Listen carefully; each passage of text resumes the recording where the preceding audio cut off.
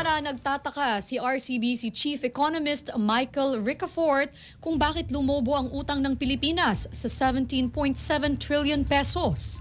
Sa programang Walang Atrasan sa Abante, sinabi ni Ricafort na maraming salik at dahilan kung bakit kailangang mangutang ng Pilipinas sa ibang bansa.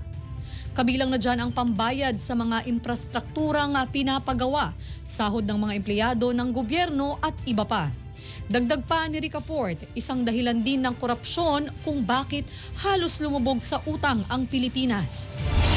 Sa pa po yun. Kasi parang ang corruption po kasi parang cancer sa lipunan yan. Eh. Wala talagang dulot na maganda yan. Walang ikabubuti talaga yan.